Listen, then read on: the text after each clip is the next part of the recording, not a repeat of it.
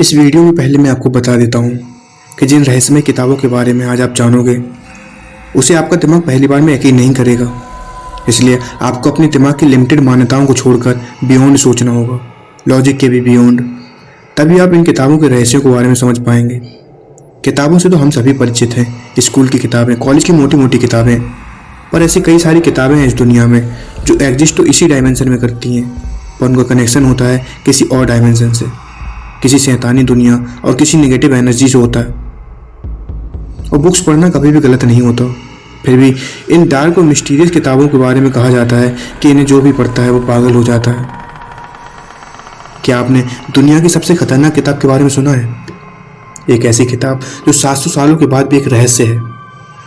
कहा जाता है कि यह एक शैतान की सबसे बड़ी किताब है, एक ऐसी किताब जिसके पास भी पहुंची उसका दिमागी संतुलन बिगड़ गया, वो पागल हो गया या उसकी जान चली गई।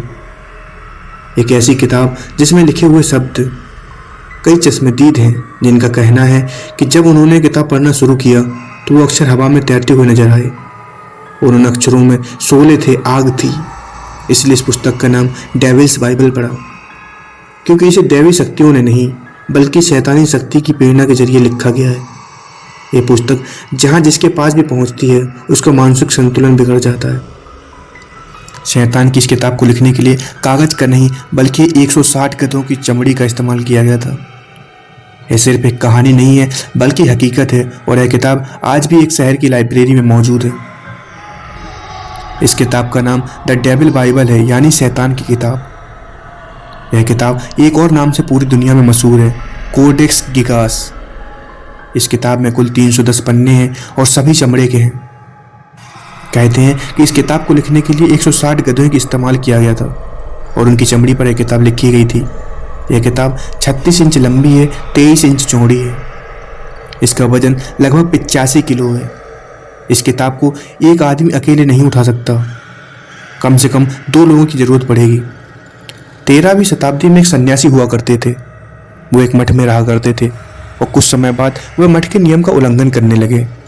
यह बात फैली और वहां के राजा को पता चली।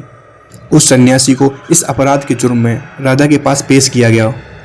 राजा ने जांच कमेटी बनाई और यह साबित हो गया कि सन्यासी ने मठ के नियमों को तोड़ा है। तो सजा के तौर पर राजा ने उस सन्यासी को जिंदा दीवार में चुनवा देने का आदेश दिया। इस पर सन्यासी ने राजा के सामने एक प्रस्ताव रखा कि वो एक ऐसी किताब लिखेगा कि वह पूरी मानव जाति के लिए बेहद अच्छी किताब साबित होगी और पूरे मठ को हमेशा गौरवान्वित करती रहेगी। अब राजा ने उस सन्यासी के सामने शर्त रखी कि ठीक है, लेकिन तुम्हें यह किताब एक रात में लिखनी होगी।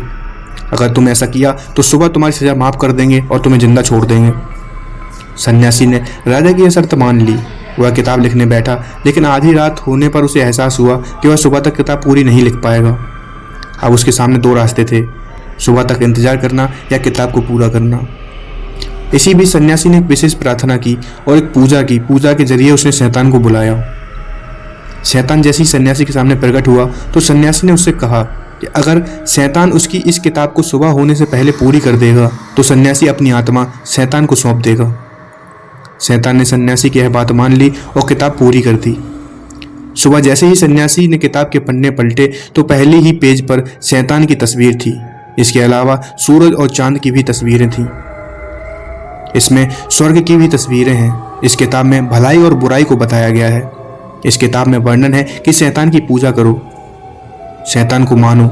शर्त के मुताबिक सुबह शैतान ने सन्यासी की आत्मा को अपने कब्जे में ले लिया और सुबह जब राजा के लोग आए तो उन्होंने जैसे ही किताब को खोला तो कईयों ने अपने दिमागी संतुलन को खो दिया। और पहले दिन से ही यह किताब चर्चा का विषय बन गई, क्योंकि यह बात कोई मानने को तैयार नहीं था कि एक रात में लिखी जा सकती है।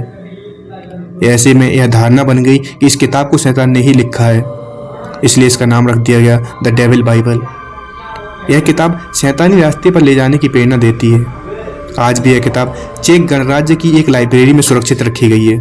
आशा करते हैं आपको आज का हमारा ये वीडियो पसंद आया होगा। वीडियो पसंद आया तो वीडियो को लाइक करने के साथ साथ हमारे चैनल को सब्सक्राइब जरूर कर लें, ताकि भविष्य में ऐसे ही आने वाले वीडियोज़ की नोटिफिकेशन आप तक सर्वप्रथम पहुँचती रहे। आज के लिए बस इतना ही। अब दीजिए इजाज़त। आपका बहुत बहुत धन्यवाद।